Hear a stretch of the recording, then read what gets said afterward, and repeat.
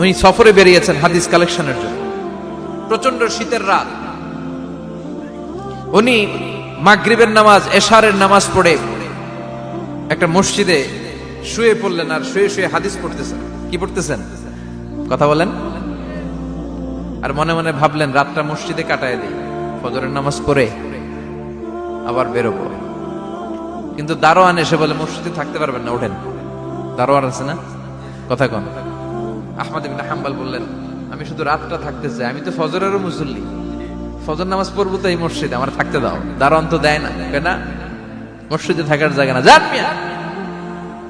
উনি যে আহমদ ইবনে হাম্বল এটা চিনে নাই, থাকতে দেয়। কি করবে এখন? উনি কাঁথা গুছিয়ে হাদিসের কিতাব নিয়ে কাঁধের মধ্যে ব্যাগ নিয়ে মসজিদ থেকে বেরোয় গেলেন। কি আর করবেন, প্রচন্ড শীত, আর কাঁপতেছেন বুড়ো মানুষ।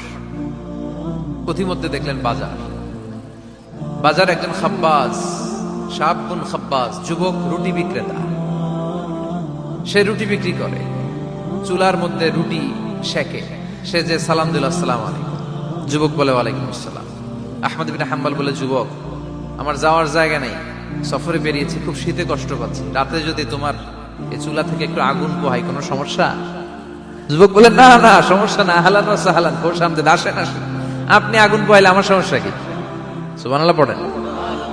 আল্লাহ শুকরিয়া করে উনি বসলেন আর আগুন পোহাচ্ছেন। আর খেয়াল করলেন যুবক রুটি বানায় আর পরে আস্তাগফিরুল্লাহ, রুটির দলা বানায় পরে আস্তাগফিরুল্লাহ, খামির বানায় আর পরে আস্তাগফিরুল্লাহ, রুটি নিয়ে উনুনের ভিতরে চুলার ভিতরে সেকা দেয় আর পরে আস্তাগফিরুল্লাহ। দোকানদারের কাছে কেউ আসলেই সে রুটি দেয় আর পরে আস্তাগফিরুল্লাহ। ক্রেতার কাছ থেকে টাকা নিয়ে ক্যাশ বক্সে রাখে আর কি পড়ে, আবার রুটি বানানো শুরু করে আর কি পড়ে, খালি এইটাই পড়তেছে। ইমাম আহমদ ইবনে হাম্বল তো অবাক, কিরে এটা আবার কেমন যুবক, খালি আস্তাগফিরুল্লাহ। উনি প্রশ্ন করলেন যুবক ঘটনা কি? আসার পর থেকেই তোমার দেখতেছি তুমি রুটি বানাও, রুটি বিক্রি করো আর পড়ো আস্তাগফিরুল্লাহ, মালাকা ইয়া শাবাব। যুবক বলে আস্তাগফিরুল্লাহ আমার সবচেয়ে বেশি পছন্দের আমল, আমি সব সময় আঠার মধ্যে ইস্তেগফারের সাথে লেগে থাকি আর সব সময় পড়তে থাকি আস্তাগফিরুল্লাহ, আর এর বদৌলতে আল্লাহ আমারে মুস্তাজাবুদ দাওয়া বানিয়ে দিয়েছে। আহমদ ইবনে হাম্বল তো অবাক, আনতা মুস্তাজাবুদ দাওয়া, তুমি মুস্তাজাবুদ দাওয়া রুটিওয়ালা? আমি এত বছর হাদিস পড়াই, আমিও তো মুস্তাজাবুদ দাওয়া না, আর তুমি রুটি বেচো বাজারে, তুমি মুস্তাজাবুদ দাওয়া, তুমি দোয়া করলে সব কবুল হয়ে যায়? যুবক বলে না আনা মুস্তাজাবুদ দাওয়া, আমি আমার জীবনে যত দোয়া করেছি কবুল করে নিয়েছে কে? সব দোয়া কবুল করে নিয়েছে আল্লাহ, একটা দোয়া ছাড়া। কয়টা? আহমদ ইবনে হাম্বলের কৌতূহল, কিউরিসিটি আরো বেড়ে গেল। কি? সব দোয়া কবুল হয়েছে একটা দোয়া ছাড়া। মাযালিকা দুআ ইয়া শাব, কি সেই দোয়া? যুবক এবার বলতে শুরু করলো আমার জীবনে যে দোয়াটা আল্লাহ কবুল করে নাই সেটা হচ্ছে আমি আল্লাহর কাছে অনেক চেয়েছি, অনেক দোয়া করেছি যে আল্লাহ শুনেছি এই জামানার সবচেয়ে বড় মুহাদ্দিস, তার নাম নাকি ইমাম আহমদ ইবনে হাম্বল। আল্লাহ তোমার কাছে আমার চাওয়া আমি যেন এই ইমাম আহমদ ইবনে হাম্বলরে দেখে মরতে পারি, আমি যেন ইমাম আহমদ ইবনে হাম্বলের হাতে হাত রেখে মুসাফা করতে পারি আর তার কপালে একটা চুমু এঁকে দিতে পারি। আহমদ ইবনে হাম্বল আবেগপ্রবণ হয়ে গেলেন, চোখের পানি ছেড়ে দিলেন, বললেন যুবক তোমার এই দোয়াটাও কবুল হয়ে গিয়েছে। আহমদ ইবনে হাম্বলের দেখা সাক্ষাৎ পাওয়ার জন্য আহমদ ইবনে হাম্বলের বাড়িতে তোমার যাওয়ার দরকার নাই, আহমদ ইবনে হাম্বল তোমার দরবারে ছুটে এসেছে। আনা আহমদ ইবনে হাম্বল মুহাদ্দিসুদ দাহর, আমি নিজেই আহমদ ইবনে হাম্বল। যুবক চোখের পানি ছেড়ে দেয়, আহমদ ইবনে হাম্বল চোখের পানি ছেড়ে দেয়।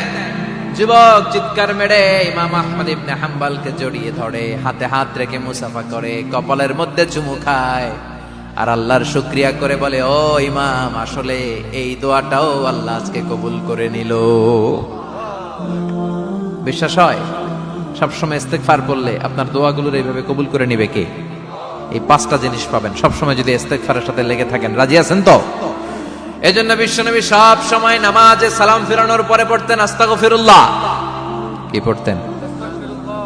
3 বার পড়তেন আস্তাগফিরুল্লাহ, আস্তাগফিরুল্লাহ, আস্তাগফিরুল্লাহ। পড়তে রাজি আছেন? ইস্তেগফারের অনেকগুলো আলফাজ আছে, সবচেয়ে ছোট ইস্তেগফার হচ্ছে এটা আস্তাগফিরুল্লাহ, আস্তাগফিরুল্লাহ। আরো আছে আস্তাগফিরুল্লাহ আল্লাযী লা ইলাহা ইল্লা হুয়াল হাইয়ুল কাইয়্যুম আতুবু ইলাইহি, বিশ্বনবী বলেন এই ইস্তেগফারটা যদি কেউ পড়ে, আত-তাওয়াল্লি মিন ইয়াউমিজ যাহাফ, যুদ্ধের ময়দান থেকে পালিয়ে আসা কবিরা গুনাহ। কি গুনাহ? কাফেরদের সাথে যুদ্ধ, আমি তাগড়া যুবক, তলোয়ার নিয়ে নেমেছি, আমার দেহের এক ফোঁটা রক্ত থাকা পর্যন্ত আমি যুদ্ধ চালিয়ে যাব, আমি ফিরে আসতে পারবো না, আইনটা কার? ফিরে আসলে কবিরা গুনাহ। বিশ্বনবী বলেন যুদ্ধের ময়দান থেকে ফিরে এসেছে এরকম কবিরা গুনাহ অবলম্বনকারীও যদি আস্তাগফিরুল্লাহ আল্লাযী লা ইলাহা ইল্লা হুয়াল হাইয়ুল কাইয়্যুম ওয়া আতুবু ইলাইহি পড়ে, ওই কবিরা গুনাহকারীকেও ক্ষমা করে দিবে কে? পড়তে রাজি আছেন তো? আবার সাইয়েদনা আবু বকর বললেন, ইয়া রাসূলুল্লাহ আল্লিমনি দুআআন আদউ বিহি ফি সালাতি, এমন দোয়া আপনি আমারে শিক্ষা দেন যে এই দোয়াটা আমি নামাজে পড়তে পারি। বিশ্বনবী বললেন, পড়ো আল্লাহুম্মা ইন্নী যালামতু নাফসি যুলমান কাসীরান ওয়া লা ইয়াগফিরুয যুনুবা ইল্লা আনতা ফাগফিরলি মাগফিরাতাম মিন ইনদিক ইন্নাকা আনতাল গফুরুর রহিম। সুবহানাল্লাহ পড়েন, এটাও ইস্তেগফার। আমরা এটার বলি দোয়া মাসুরা, সালাম ফেরানোর আগে পড়ি না? যেখানেই ক্ষমা চাওয়ার কথা আছে ওইটারই কি বলে? ইস্তেগফার। আল্লাহুম্মা ইন্নী যালামতু নাফসি, আল্লাহ জুলুম করেছি, যুলমান কাসীরা, অনেক জুলুম, ওয়ালা ইয়াগফিরুয যুনুবা ইল্লা আনতা, তুমি ছাড়া এই গুনাহ ক্ষমা করার তো কেউ নাই। ফাগফিরলি মাগফিরাতাম মিন ইনদিক, তোমার দয়ায় আমারে ক্ষমা করে দাও। ইন্নাকা আনতাল গফুরুর রহিম, তুমি হলা ক্ষমাশীল। ঠিক কি না? এটাও ইস্তেগফার, এটাও পড়বেন। আর এই সব ইস্তেগফারের শ্রেষ্ঠ ইস্তেগফারের নাম সাইয়্যিদুল ইস্তেগফার। যত ইস্তেগফার হতে পারে এর মধ্যে সবচেয়ে শ্রেষ্ঠতম ইস্তেগফার নাম কি? কথা কন। বুখারীর বর্ণনা, শাদ্দাদ ইবনে আউস রাদিয়াল্লাহু তাআলা আনহু বর্ণনা করেন, এই সাইয়্যিদুল ইস্তেগফার দিনের বেলা যে পড়বে ওই দিনে মারা গেলে সে জান্নাতি। এই সাইয়্যিদুল ইস্তেগফার রাতের বেলা যে পড়বে ওই রাতে যদি ইন্তেকাল হয় ওই লোকটা জান্নাতি। মুখস্থ আছে না? কার কার মুখস্থ? হাত তুলেন। মাশাআল্লাহ, তাবারাকাল্লাহ, মাশাআল্লাহ, মাশাআল্লাহ। আর যাদের নাই তাদের হোমওয়ার্ক, তাদের আল্লাহুম্মা আনতা রাব্বি লা ইলাহা ইল্লা আনতা খালাকতানি ওয়া আনা আবদুক ওয়া আনা আলা আহদিকা ওয়া ওয়া'দিকা মাস্তাতা'তু আউযু বিকা মিন শাররি মা সানা'তু আবু'ু লাকা বিনি'মাতিকা আলাইয়া ওয়া আবু'ু লাকা বিযামবি ফাগফিরলি ফাইন্নাহু লা ইয়াগফিরুয যুনুবা ইল্লা আনতা। সুবহানাল্লাহ পড়েন। আজকে রাতে পড়ছেন, মারা গেলে জান্নাতি। চিল্লায় পড়েন না আল্লাহু আকবার। এজন্য বিশ্বনবী বলেন, আমার আগের গুনাহ মাফ, পরের গুনাহ মাফ, তারপরেও প্রতিদিন আমি 70 বার তওবা ইস্তেগফার পড়ি। আজকে থেকে পড়তে রাজি আছেন তো? বেশি বেশি ইস্তেগফার পড়া যাবে না? একটু প্রাণ খুলে, দিল খুলে আওয়াজ করে পড়েন তো আস্তাগফিরুল্লাহ। আর জোরে পড়েন আস্তাগফিরুল্লাহ। আবার সবাই পড়েন আস্তাগফিরুল্লাহ। সব সময় তওবা ইস্তেগফার যারা পড়ে তাদেরকে পছন্দ করে কে? সব সময় জিকির করে করে জিহ্বাটারে যারা ভিজিয়ে রাখে তাদেরকেও পছন্দ করে কে? আল্লাহ বলেন, ওয়াজকুর রাব্বাকা ফি নাফসিকা তাদাররুআন ওয়া খীফাতান ওয়া দুনাল জাহরি মিনাল কওলি বিল গুদুবি ওয়াল আসাল ওয়া লা তাকুম মিনাল গাফিলিন। সুবহানাল্লাহ পড়েন। আল্লাহ বলেন, ওয়াজকুর রাব্বাকা ফি নাফসিক, আল্লাহরে মনে মনে ডাকো। তাদাররুআন ওয়া খীফা, আল্লাহর জিকির করতে আল্লাহ বলেছেন ফি নাফসিক। বুঝতেছেন না অর্থ? ফি নাফসিকা, মনে মনে আল্লাহর জিকিরটা করো। তাদাররুআন ওয়া খীফা, তাদাররুআন মানে বিনয়ের সাথে, with full of humility, submission and humbleness. বিনয়ের সাথে আল্লাহরে ডাকো। ওয়া খীফা, গোপনে গোপনে ডাকো। দুনাল জাহারি মিনাল কওল, চিৎকার চেঁচামেচি করে ডেকো না। কার কথা? আওয়াজ করে জিকির করো না। এই যে আমরা মাহফিলে লা ইলাহা ইল্লাল্লাহ জিকির করে, এটা তালিমান। উদ্দেশ্য কি? তালিমের জন্য আওয়াজ করে জিকির জায়েজ আছে, কিন্তু ব্যক্তিগত জিকিরের যে ইবাদতটা এটা আস্তে আস্তে হইতে হবে, এটা ভদ্রভাবে হতে হবে, চিল্লাচিল্লি করে নয়। আবার তালিমের জিকির ওইটাও ভদ্রভাবে। ইন্নাল্লাহা জামিল ইউহিব্বুল জামাল, আমার আল্লাহ সুন্দর, আমার আল্লাহর জিকিরের মধ্যেও সৌন্দর্য আছে না নাই? কিন্তু এদেশে জিকিরের ভেতরে লাফালাফি আছে না নাই? বেশি না কম? কি বসেন বসেন, হ্যাঁ বসে যান তো, অনেক ধরনের আছে জিকির। হ্যাঁ বসেন বসেন, বসে যান। হ্যাঁ হাইবার আলী, এটা কি আবার জালালি? তো এই যে ইন্নাল্লাহা জামিল ইউহিব্বুল জামাল, আমার আল্লাহ সুন্দর, আমার আল্লাহর জিকিরের মধ্যেও সৌন্দর্য আছে না নাই? তালিমের উদ্দেশ্যে সবাই মিলে জিকির করা যায়, কিন্তু চিল্লাফাল্লা করা যাবে না, লাফালাফি করা যাবে না, মাথা ডানে বায়ে ঝোলানো যাবে না, ঠিক কিনা? কিন্তু লাফালাফির জিকির আছে না নাই? লাফাইতে লাফাইতে, হ্যাঁ, গাছের আগায় বাঁশের আগায়, আবার যিনি জিকির পরিচালনা করে ওনার কান্দে যাই ওঠে, আছে না নাই?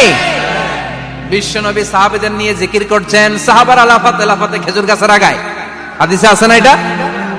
বিশ্বনবী সাহাবাদেরকে নিয়ে জিকির করছেন, লাফাতে লাফাতে আবু বকর বিশ্বনবীর কান্দের উপরে, আছে, হাদিসে আছে। এটা জিকির নয়। কি সুন্দর দেখেন, ইসলাম বোঝা কত সহজ।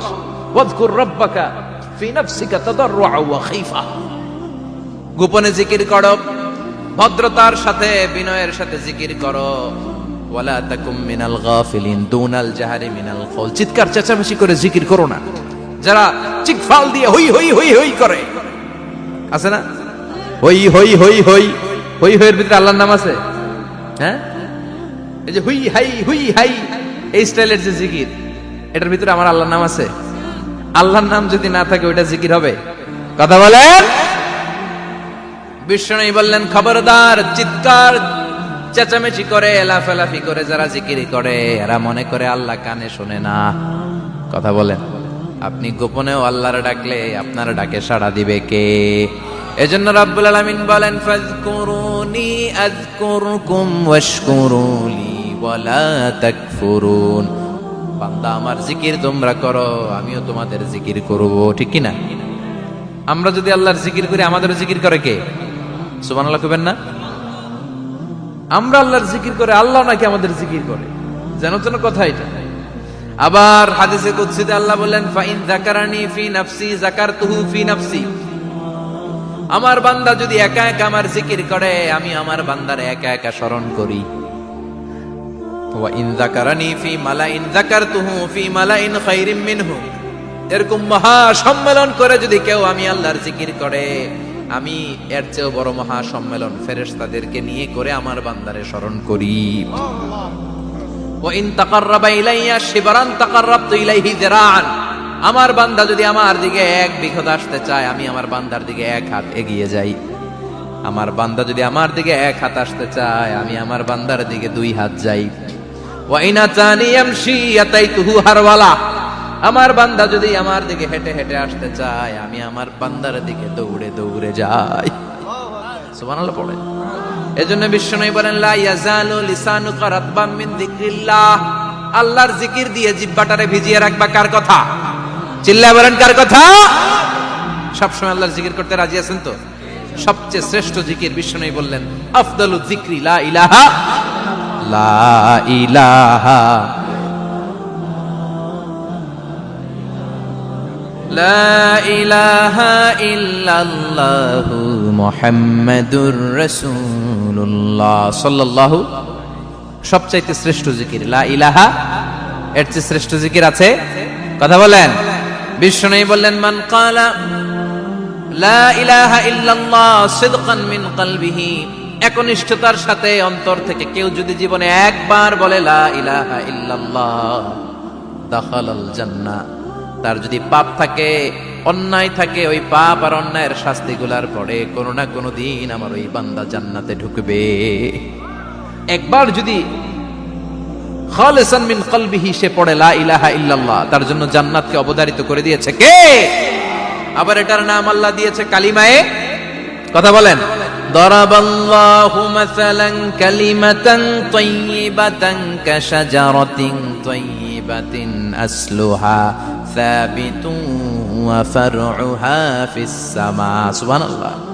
পবিত্র বাণী এটা কালিমায়ে তাইয়িবা।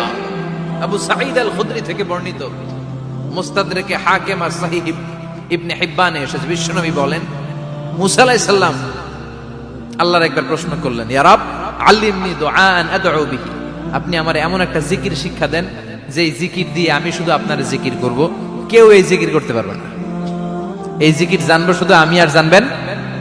কথা কোন? প্রশ্ন করছে কে? হ্যাঁ, কাকে করেছে? আল্লাহ এমন একটা জিকির শিখান যেই জিকির কেউ জানে না, আমি জানবো, আর ওই জিকির দিয়ে প্রাণ ভরে আপনারে ডাকবো। আল্লাহ বললেন, মুসা পড়ো লা ইলাহা লা ইলাহা ইল্লাল্লাহু মুহাম্মাদুর রাসূলুল্লাহ। মুসা আলাইহিস সালাম বললেন, আল্লাহ চাইলাম কি, কইলেন কি? লা ইলাহা তো জাতীয় জিকির, এটা তো আন্তর্জাতিক জিকির, এটা জানে না এমন কেউ নাই, এমনকি হিন্দু ভাইরাও জানে। কথা কন। আল্লাহ আমি তো চাইছিলাম এক্সক্লুসিভ, আমার জন্য স্পেশাল, এর চেয়ে সুন্দর আর কেউ জানবে না, এত সুন্দর একটা জিকির আপনি দিবেন, এটা আমি ডাকবো আপনারে আর আপনি শুনবেন। আল্লাহ বললেন, মুসা এর চেয়ে দামি আমার কাছে না। লাউ তাদউ লা ইলাহা ইল্লাল্লাহ ফি কাফা, লা ইলাহা রে যদি মুসা এক পাল্লায় রেখে দাও, ওয়াস সামাওয়াতু সাবউ ওয়াল আরদিন, সাত আকাশ সাত জমিন যদি আরেক পাল্লায় রেখে দাও, লা ইলাহা এক পাল্লায়, সাত আকাশ সাত জমিন আরেক পাল্লায় ওজন যদি দাও, লা রাজাহাত কাফাতু লা ইলাহা ইল্লাল্লাহ, মুসা দেখবা মুহূর্তের মধ্যে লা ইলাহা ইল্লাল্লাহর পাল্লা ভারী হয়ে গেছে। সাত আকাশ সাত জমিন এক পাল্লায়, শুধু লা ইলাহা ইল্লাল্লাহ আরেক পাল্লায়, মুহূর্তে লা ইলাহার পাল্লাটারে ভারী করে দিবে কে? এটা বিপ্লবী বাণী। আমরা এটার ভিক্ষার মধ্যে লাগাইছি। এখন ভিক্ষা করার সময় লা ইলাহা আছে না নাই? একটা টাকা দিয়া যান, আমি গরিব ইনসান আর সমান, একটা টাকা দিয়া যান, আমি গরিব ইনসান, আছে না নাই? জুমার নামাজের সময় ভিক্ষা করে, একটা টাকা দিয়া যান, আর লা ইলাহার জিকির লগে, আছে না নাই? এটা আমরা ভিক্ষার জিকির বানাইছি, এটা তো বিপ্লবী বাণী। এই বাণীর পক্ষে যারা, তারা ন্যায় আর সত্যের পক্ষে চিল্লায় বলেন ঠিক কিনা? এই বাণীতে যারা বিশ্বাস করে, তারা এক আল্লাহর সামনে মাথা নত করে দেয়। গোটা পৃথিবীর কোন শক্তির সামনে ওই মাথা নত হয় না, ঠিক কিনা? এই লা ইলাহা যারা আমরা মানি, আল্লাহ ছাড়া কারোর সামনে মাথা নত করব? কোন শক্তি আমাদের মাথা নত করাতে পারে? এই কালেমার আন্দোলন যারা করে, তারা আল্লাহ ছাড়া পৃথিবীর কাউরে ভয় পায় না। আর তারা চায় কালেমার পতাকা পৃথিবীর মধ্যে যেন পথ করে উড়ে, ঠিক কিনা? বাংলার জমিনে কালেমার পতাকা উড়ুক, আমরা চাই কি চাই না? কোন একদিন এ দেশের আকাশে কালিমার পতাকা উড়বে, সেদিন সবাই খোদাই বিধান পে দুঃখ বেদনা ভুলবে। কোন একদিন এ দেশের আকাশে কালিমার পতাকা উড়বে, সেদিন সবাই খোদাই বিধান পে দুঃখ বেদনা ভুলবে। চিৎকার করে বলেন ঠিক কিনা? এই কালেমার সমাজ যদি হয়, ওই সমাজে কেউ লাঞ্ছিত হবে না, ওই সমাজে কোনো নারী নিগৃহীত হবে না, ওই সমাজের কোনো কাজের মেয়েরা ধর্ষিত হবে না, ওই সমাজে দুর্নীতি থাকবে না, ঘুষ থাকবে না, চাঁদাবাজি থাকবে না, টেন্ডারবাজি থাকবে না। সমাজটারে শান্তি দিয়ে সমৃদ্ধ করে দিবে কে? এজন্য সব সময় জিকির করতে হবে একজনের, চিল্লায় বলেন তিনি কে? শ্রেষ্ঠ জিকির হচ্ছে লা ইলাহা। করতে রাজি আছেন? সব সময় জিকিরটা করতে রাজি আছেন? Every night and every day, every night and every day, never forget to say la ilaha illallah, never forget to say la ilaha illallah. পড়েন, every night and every day, every night and every day, never forget to say la ilaha illallah, never forget to say la ilaha illallah, never forget to say la ilaha illallah. When you're walking down the street, use your time and repeat and say in every heartbeat la ilaha illallah. When you're walking down the street, use your time and repeat and say in every heartbeat La ilaha illallah. Every night and every day, every night and every day, never forget to say La ilaha illallah. চিল্লায় বলেন ঠিক কিনা?